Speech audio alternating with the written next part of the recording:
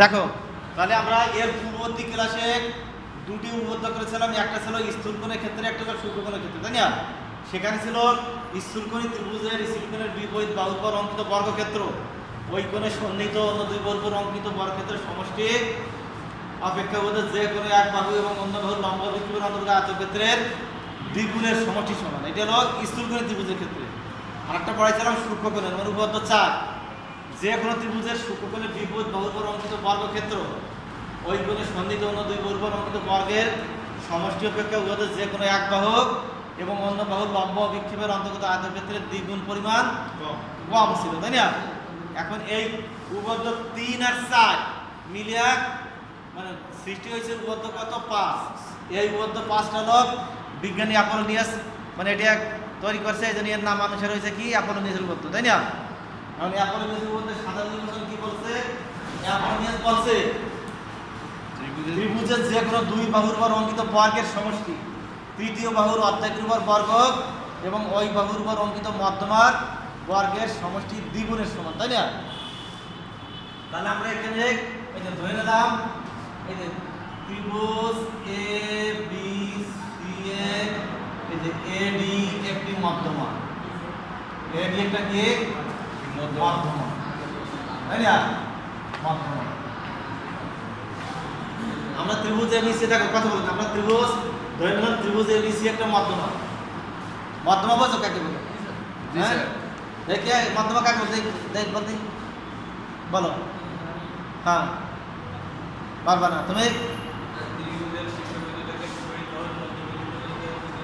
হ্যাঁ, তাহলে ত্রিভুজের যে কোনো শীর্ষ থেকে এই বিপরীত মধ্যবিন্দু যোগ করলে যে রেখাংশ পাবে এটা হচ্ছে কি মধ্যমা, তাই না?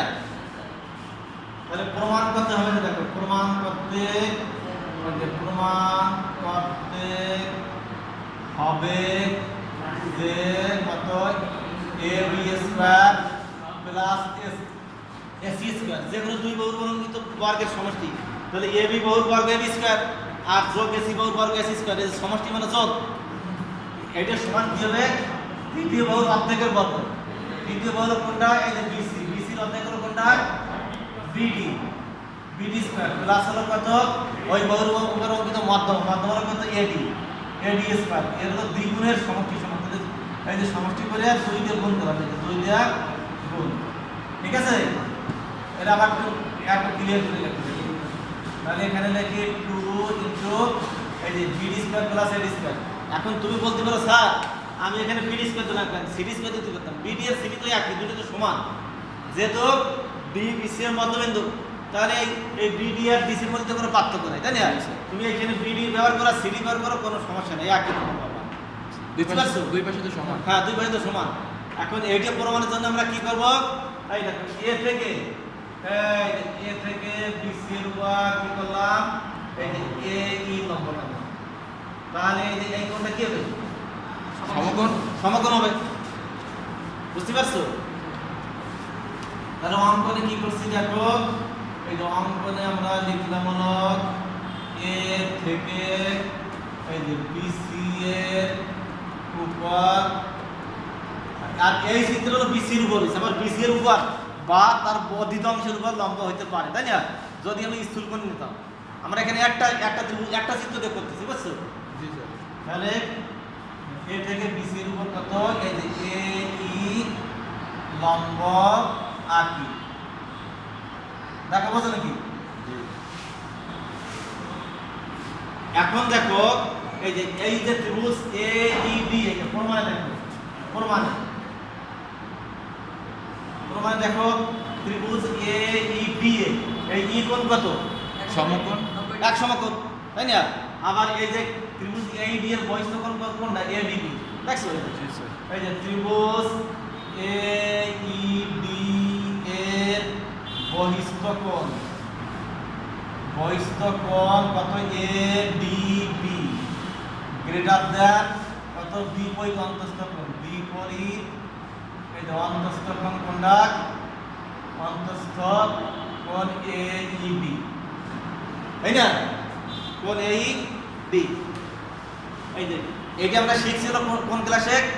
7 অথবা 8 আছে যে ত্রিভুজের যে কোনো এক বাহু বাড়ালে যে বহিস্থ কোণ উৎপন্ন হয় সেই বহিস্থ কোণটা কি হবে বিপরীত অন্তস্থ কোণ দ্বয়ের যোগফলের সমান হবে এবং প্রত্যেকটা সাইডে বড় হবে বুঝছো তাহলে এই যে ত্রিভুজ AED এর বহিস্থ কোণ ADB গ্রেটার দ্যান বিপরীত অন্তস্থ কোণ কোনটা AED এই এটা যেটা বড় হবে ওইটা সেটা বড় হবে তাই না বুঝতে পারছো তাহলে এই অতএব কোণ ADB গ্রেটার দ্যান আর এই কোণের মান হলো কত 1 সমাকলন গ্রেটার দ্যান 1 সমাকলন ঠিক আছে জি স্যার তাহলে অতএব কত অতএব এই যে কোণ ADB হলো কত স্থূলকোণ। স্থূলকোণ এটা কি হলো স্থূলকোণ তাহলে দেখো এবার ত্রিভুজ ABD এ দেখো ত্রিভুজ কত ত্রিভুজ ABD এ কত কোণ ADB হলো কি স্থূলকোণ এই তো স্থূলকোণ এবং এই যে DE কার লম্ব বিক্ষেপ AD এর লম্ব বিক্ষেপ AD এর লম্ব অভিক্ষেপ তাহলে আমরা যে 3 নম্বর উপরে শিখছি যে স্থূলকোণের বিপরীত বহুর অঙ্কিত বর্গ তাহলে D কোণের ছিল এই স্থূলকোণের বিপরীত কোণ AB তাহলে অতএব AB স্কয়ার ইকুয়াল টু কি আসবে AD square plus BD square তাই তো প্লাস 2 BD ইনটু কত DE D আছে কার লম্ব বিক্ষেপ AD এর লম্ব বিক্ষেপ বুঝতে পারছো D আছে কার লম্ব বিক্ষেপ AD এর লম্ব বিক্ষেপ এইবার দেখো আমরা এখানে মুছে কিছু জায়গা বের করি দেখো তাহলে এবার আমরা কি করি কি ত্রিভুজ ABC এ কোণ ABC এই কোণটা কি হবে কও সূক্ষ্মকোণ কি বলবো এর সূক্ষ্মকোণ কে এর সূক্ষ্মকোণ তো বলো এই প্লিজ বলো এই যে কোণ ADC এই কোণটা সূক্ষ্মকোণ কেন কেন এটা জানো বলো কেন স্যার এটা নম্বরের অপেক্ষা বড় বড় কারণ এই পাশের কোণটা তো কি এক সমকোণের সাথে বড় তাহলে এটি এক সমকোণের ছোট হবে কত কারণ এই দুটো যোগফল হলো কত 180 ডিগ্রি বা দুই সমকোণ বা এক সরল কোণ তাই না এটা তোমরা ক্লাস 6 এ এর উপপাদ্য পড়ছো বুঝতে পারছো তাহলে এই দুটো সন্নিহিত কোণের যোগফল কি দুই সমকোণ একটা যদি এক সমকোণের সাথে বড় হয় তাহলে একটা ছোট হবে বুঝতে পারছো তাহলে ত্রিভুজ ADC এর কত কোণ ADC কি সূক্ষ্মকোণ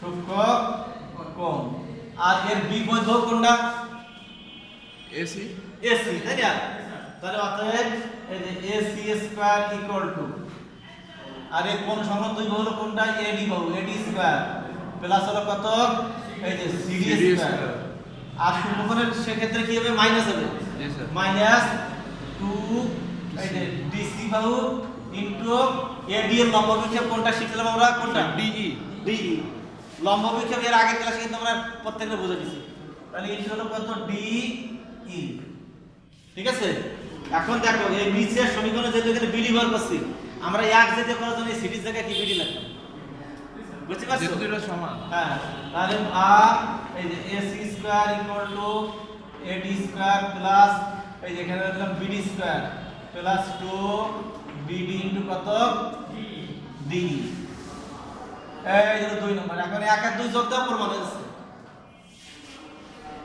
দেখো এখানে আমরা লিখি 1 যোগ 2 তাহলে আগে পাইছিলাম AB স্কয়ার আর 2 এর বাম পক্ষ আছে AC স্কয়ার ইকুয়াল টু দেখো যা যা দরকার লিখে নাও ইকুয়াল টু এখানে পাইছি কত AD স্কয়ার যোগ করলে কত আসে 2AD square plus BD square যোগ করলে 2BD স্কয়ার তাই না আর এই দুটো যোগ করলে কি হয় যোগফল কত 0 হয়ে যাচ্ছে মানে ওটা থাকতেছে না জি স্যার তাহলে অতএব AB square plus AC square equal to 2 AD square plus BD square তাহলে এটা কি হলো প্রমাণিত হয়ে গেল দেখো প্রমাণিত তাহলে এই অবদানের শুরুতে কি কঠিন লাগবে নাকি দেখো তাহলে উপপাদ্যের সাধারণ নির্বাচন কঠিন হতে পারে কিন্তু ভিতরে বিষয়বস্তু কি তত কঠিন না তাই না হ্যাঁ হ্যাঁ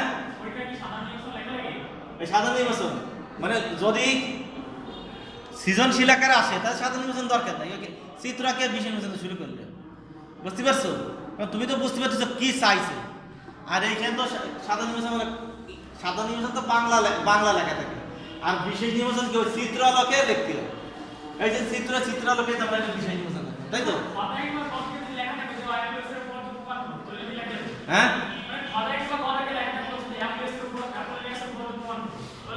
না, ও কবে খাতাকে দেয়া থাকবে না, এখন ওইরকম চিত্র দিয়ে লেখা থাকবে যে প্রমাণ করো যত করে গ্যাতেস করে গুলাতে, বুঝতে পারছো? চিত্র দিয়ে ওখানে বলবে যে প্রমাণ করো, কি বুঝতে পারছো?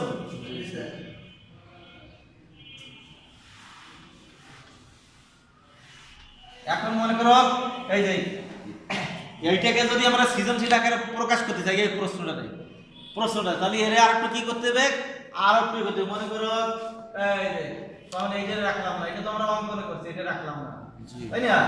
আর মনে করো এই যে এইখান থেকে মনে করো এইখানে আমরা দিলাম একটা কত, এই যে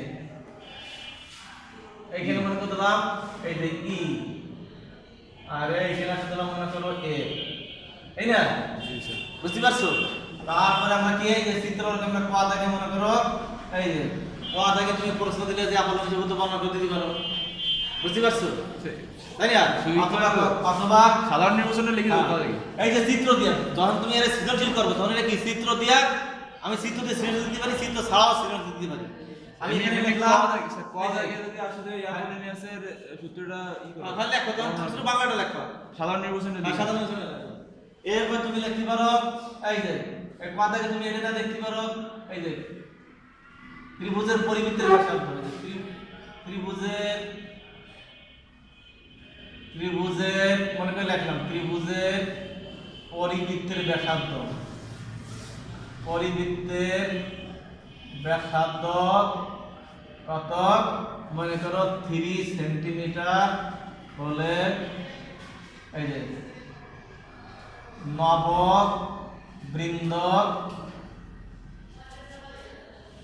নববিন্দু না, নববিন্দু এই যে বৃত্তের পরিধি কত, পরিধি কত বের করো।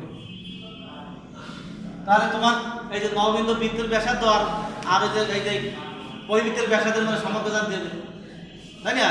নববিন্দু বৃত্তের ব্যাসার্ধ দেওয়া আছে, পরিবৃত্তের ব্যাসার্ধ আছে, নববিন্দু বৃত্তের ব্যাসার্ধ বার করিয়া তারপরে নববিন্দু বৃত্তের পরিধি বের করো। ব্যাসার্ধ যদি আর হয় পরিধি 2 পাই আর, তাহলে তুমি পারি গেলা, বুঝতে পারছো? আর এই যে চিত্র থেকে মনে করো আমি লিখলাম এই যে প্রমাণ করো, যে চিত্র দিয়ে লিখলাম প্রমাণ করো যে ab square plus ac square equal to 2 কত ad স্কয়ার প্লাস কত bd স্কয়ার, ঠিক আছে? হ্যাঁ, আর এইখানে আমি মনে করি একটা বিন্দু এখানে এই যে g দিয়ে দিলাম, তারপরে কথাকে লিখলাম যে প্রমাণ করো যে কথাকে কি একটু এই ফার্স্ট সাইডে একটু বেশি কঠিন হবে, কারণ কথাকে হলো কি উচ্চতর চিন্তন দক্ষতা, মানে ওইটা তুমি একটু বেশি করিয়া তোমার এটা সাথে কাজ বেশি হবে, বুঝছো? ধাপ অনেক বেশি হবে, তাহলে প্রমাণ করো যে এত কোন কত এই যে ab স্কয়ার প্লাস কত ac square plus bc square, তাই না? এই যে bc স্কয়ার ইকুয়াল টু 3 কত এই যে ga স্কয়ার প্লাস এই যে gb স্কয়ার প্লাস এই যে gc স্কয়ার, এটা চাইতে পারে, তাই না? বা অন্যটাও চাইতে পারে, এই যে এটাও চাইতে পারে, মনে করে এটাও চাইতে পারো। প্রমাণ করো যে এই যে প্রমাণ করো এই যে BC into CD equal to এই যে CD ইনটু কত এই যে S, এগুলো সব এক্সট্রা, দেখছো? তাহলে গোয়াটাকে তো এক্সট্রা দিতে হবেই, বুঝতে পারছো? গোয়াটাকে এক্সট্রা না দিলে মানে প্রশ্ন স্ট্যান্ডার্ড হবে না। আবার খাওয়াটাকেও এক্সট্রা হতে পারে, গোয়াটা সবই এক্সট্রা হতে পারে, বুঝতে পারছো? এর উপর প্রশ্নের কি কাঠিন্য নির্ভরশীল হবে, মানে প্রশ্ন তোমার কঠিন না সোজা এটার উপর নির্ভরশীল হবে, বুঝতে পারছো? কয় মিনিট হয়েছে দেখছো? 14 মিনিট। হ্যাঁ 14.5 মিনিট। আচ্ছা, তাহলে আমাদের কি হলো, আমরা এখান থেকে এই যে উপপাদ্য এই যে মানে তৃতীয় অধ্যায় থেকে আমরা জানলাম মানে পিথাগোরাসের উপপাদ্যের বিস্তৃতিগুলো জানলাম, অর্থাৎ উপপাদ্য 3 জানলাম, উপপাদ্য 4 জানলাম, আর অ্যাপোলোনিয়াস উপপাদ্য জানলাম। তাহলে এই তিনটে উপপাদ্য যদি তুমি জানতে পারো তাহলে এই অধ্যায় যত এক্সট্রা আছে সব এক্সট্রা গুলো করতে পারো, তাই না? তাহলে এখন আমরা আমরা 2 একটা এক্সট্রা করি, তোমরা খাতা বের করো, এটা নক করে দাও।